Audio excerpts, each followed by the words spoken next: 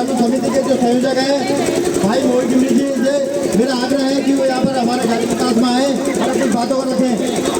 इससे पहले जो ये पुलिस के जो कांस्टेबल हैं जो ये खुलेआम गुंडागर्दी कर रहे हैं, जिन्होंने हमारे कार्यकर्ताओं को धक्का दिया है, साथ में मुझे भी धक्का दिया है। अगर इस धक्का इन्होंने ये जो 5 विरोधी लोग हैं अगर इनको धक्का दिया होता तो आज यहाँ पर हमको नौबत नहीं आती।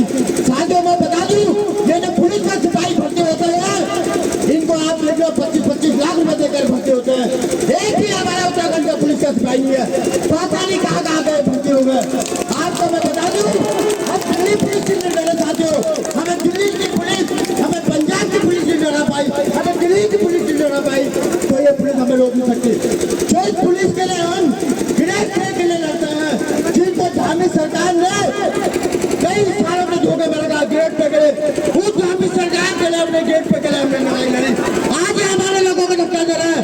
हम चाहे तो पहले की नीति नहीं, ये धामी सरकार की जो बंगला है ना, हम उत्तराखंड के लोग हैं, हम हिमालय पुत्र के, हम हिमालय के रहने वाले हैं, हम झुकते नहीं है, हम झुकाते हैं। हम चाहे तो हमें बाइक अभी तोड़ दिए, लेकिन हमारे कार्यकर्ताओं को ऐसी शिक्षा नहीं है। हम संस्कारी पार्टी के लोग हैं, हम जो कहते हैं वो कहते हैं। हम भाजपा की तरह चोर पार्टी नहीं है, जो कहते हैं कुछ और है, करते कुछ और है। मेरा निवेदन है मोहित जी जी से, अगर वो यहाँ पर आ गए तो अपनी बात करोगे भाई मोहित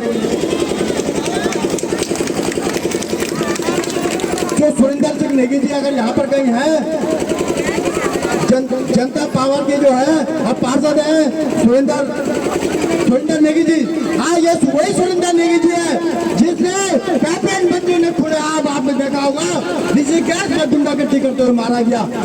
तो खुलेआम इस पहाड़ का दुर्भाग्य है कि हमारे पहाड़ के लिए जो लड़ता है उसके ऊपर मुकदमे लगाया जाता है, उसको डराया धमकाया जाता है। लेकिन मैं अपने साथियों से कहना चाहता हूँ ये मुकदमों से और डरना नहीं है साथियों, हम एक होकर लड़ेंगे, मजबूत होकर लड़ेंगे। बस सुरेंद्र सिंह नेगी जहाँ कहीं भी हो कृपया आए।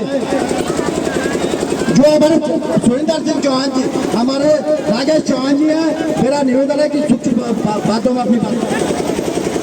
जय विशाल साथियों, और जैसे कि आप लोग जानते होंगे कि ये प्रकरण जो हुआ था ये होटलियर भाइयों के संबंध में था।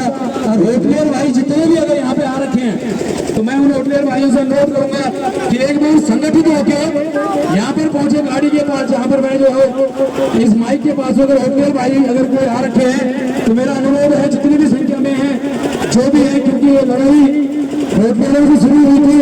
आशुतोष नेगी जी और आशीष नेगी जी दोनों प्रकरणों में होटलियरों के साथ खड़े हुए थे, जिनका उनके मालिकों के द्वारा उनकी वेतन नहीं दिया जा रहा था, जिन पर उनने अपील करी। और आशुतोष नेगी और आशीष नेगी और उनके साथी जिनमें मैं भी सम्मिलित रहा, हम वहां पर गए, बातचीत करने की कोशिश की, लेकिन माहौल इस प्रकार से क्रिएट किया गया और मजबूरन जो है उनको बताना पड़ा कि धमकी जो है हमारे उत्तराखंड के लोग टेबल पे रिवॉल्वर रख के नहीं देते हैं, चाकू रख के नहीं देते हैं, हम लोग जूता उठा के धमकी देने वाले लोग हैं।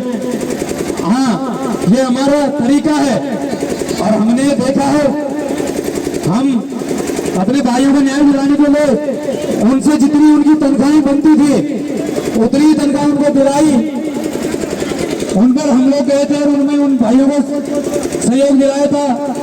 इन दोनों होटलों ने अलग अलग पुलिस थानों में जो है मुकदमे दर्ज कराए हैं।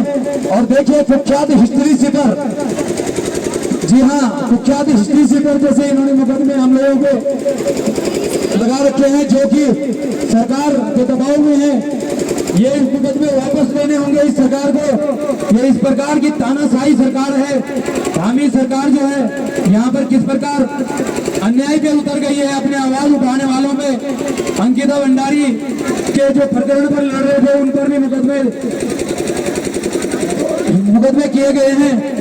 और आगे का मंच जो है मैं श्रीमान उत्तराखंड जी को समर्पित करता हूँ। जय उत्तराखंड, जय पहाड़, जय पहाड़ी।